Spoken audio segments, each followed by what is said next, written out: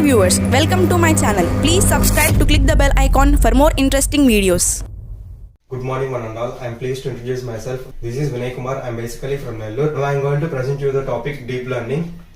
Before getting to the deep learning, let's take an overview of the deep learning. What is a deep learning? Deep learning process, neural networks and the types of neural networks, recurrent neural networks, artificial neural networks and the convolutional neural networks, and deep learning applications, and finally we look into the limitations of a deep learning. So first of all, we get into the deep learning. We'll take a surface look on what is artificial intelligence, machine learning and the deep learning. Artificial intelligence, any technique which enables the computer to mimic human behavior. Next, the machine learning. Machine learning is a subset of an AI which uses statistical methods, enables a machine to improve its experiences. And the deep learning. Deep learning is a subset of a machine learning which makes the computation of a multi-layer neural networks feasible. So first of all, what is a deep learning? Deep learning is a subfield of a machine learning that is concerned with algorithms inspired by the brain's structure and the function. Deep learning is completely dependent upon the neural networks. Data is the fuel for the neural networks. We can input the data such as text, pictures or sounds. What is a deep learning? First of all, we need to input the data into the deep learning, and then it extracts the features and classifies them, and finally it produces the desired output. Why deep learning? Here are the two factors that I strongly recommend to use the deep learning over other algorithms, and the first one is the decision boundary. A decision boundary helps us in determining whether a given data point belongs to a positive class or a negative class. Here we can see the red dots and the blue dots. We need to differentiate between the red dots and the blue dots. Here is the output of the code, and the green line separates the red dots and the green dots. And the next feature is the extraction properties. And the second feature is the extraction properties. Here we can see it is the problem, and it is the TensorFlow, which is very useful, good platform for the deep learning applications. And we can see we need to differentiate between the blue dots and the orange dots. Here we use the 8 neural networks to get the output, and this is the output of the following problem. And we can see in the blue region we can only see the blue dots, and in the orange region we can only see the orange dots. That's why I strongly recommend the deep learning to use.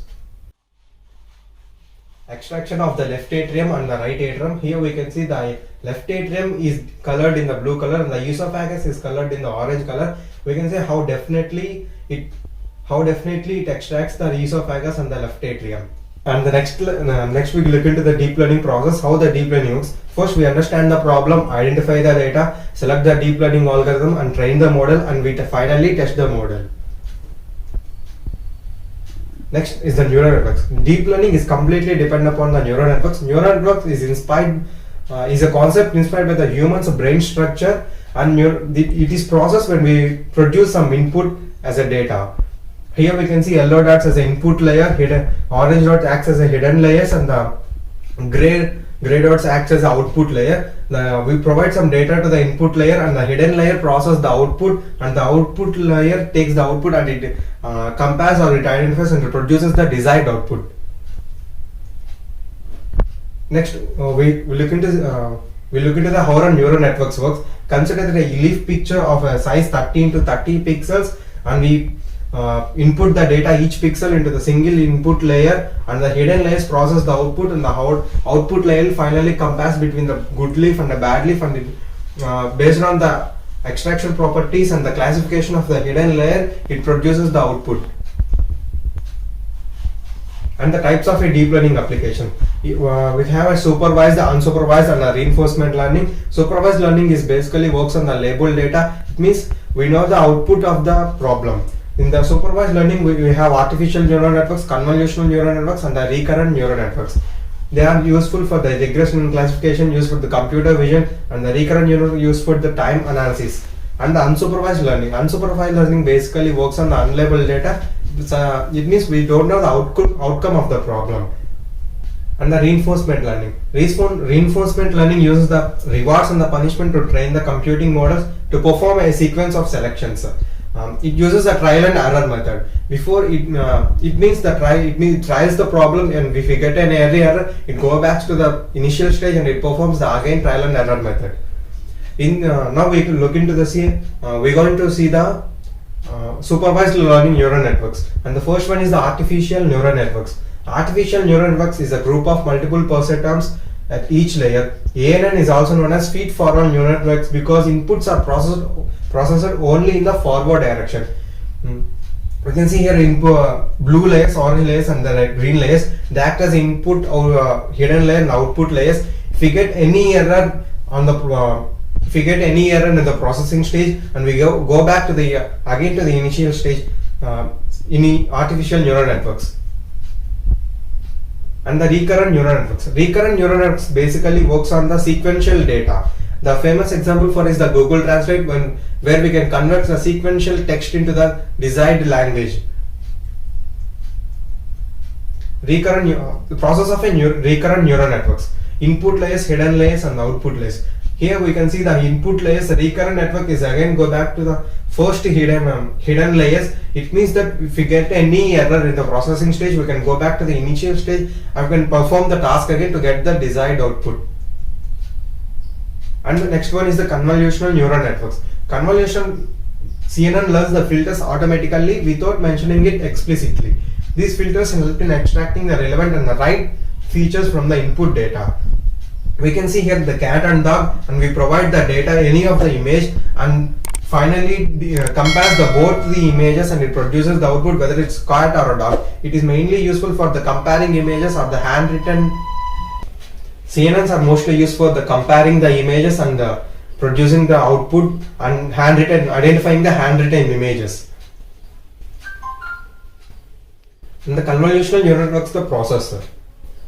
For example, we take a car as an input and we provide the details into the convolutional layer and the ReLU layer, and finally pooling layer. Again, it processes the convolutional ReLU layer and the pooling layer. The total process is called the feature learning, where it extracts the features, and again the classification. In classification, we have the flattened layer, fully connected layer, and the softmax layer, and finally it produces the output.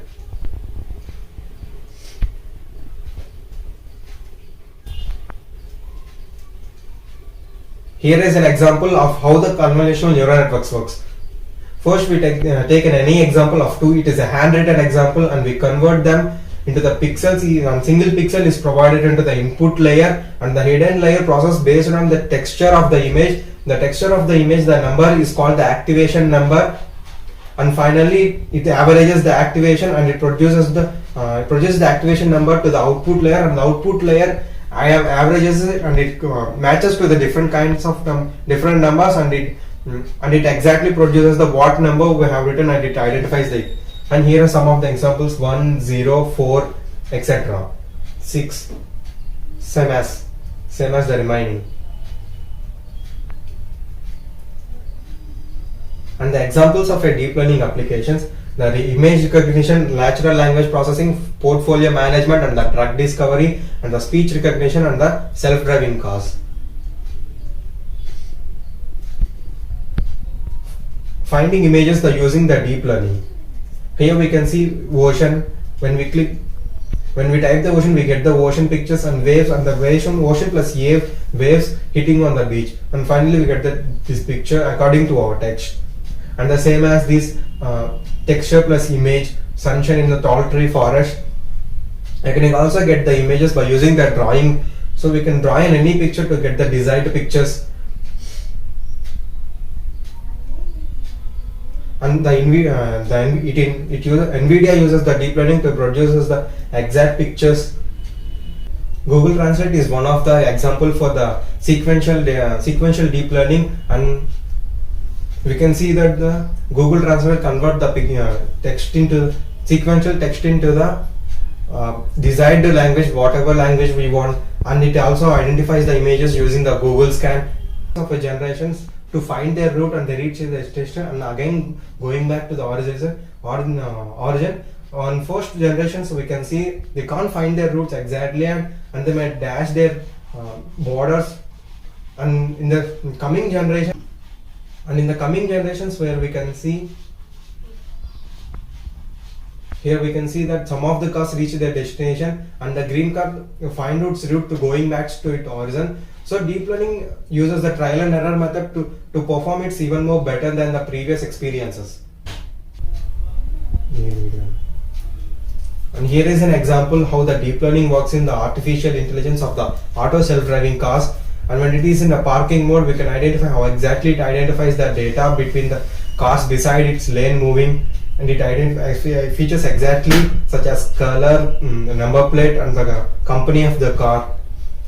And when it is in a driving mode, it also identifies the pictures even more better than it's better, and using other than different algorithms, and we can see how it exactly identifies the features. So deep learning using the deep learning in the self-driving cars produces the more accuracy, and it reduces the error rate. We all have a misconception that the deep machine learning and the deep learning are the same, but why we need two methods to produce the same? So here is a difference between the machine learning and the deep learning is in the machine learning, the human needs to extract the features, and then the computer classifies the data. Whereas in the deep learning, the feature extraction and the classification, it's totally done by the computer. And the deep learning and the machine learning has some differences based on these factors and the data requirement.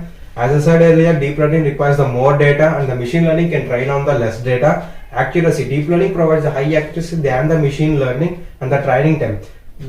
As deep learning takes the more data, it takes the longer time to train than the machine learning. And the hardware dependency: machine learning uses the CPU to train the algorithm, whereas deep learning uses the GPU, and eventually it costs more than the machine learning. But in terms of output, where we need the exact output, we use the deep learning based on our requirement. And why is the deep learning important? Here we can see the other deep learning algorithms. Deep learning provides the best performance, so we use the deep learning. And even though deep learning provides some outstanding performances, it has some limitations. And the first one is the interpretability. Interpretability is going into the too detailing.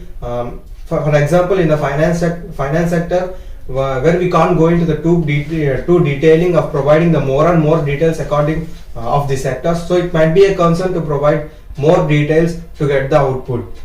And the next one is the amount of a data. And the second one is the amount of a data. Deep learning works on the more data, where it can't be working on a less data. So it may be a bigger problem when we have the less data and we need to work on the deep learning. And the next one is the statistical reasoning. Statistical reasoning is gathering the data of the previous results and the previous data, and providing to the data as an input to work on the deep learning. So when we can't have the more details on the previous experiences, it might be a concern to use the deep learning. And here are the references. You can refer about the neural networks and some important concepts about the deep learning. And finally, thank you, Avali sir, for giving this opportunity.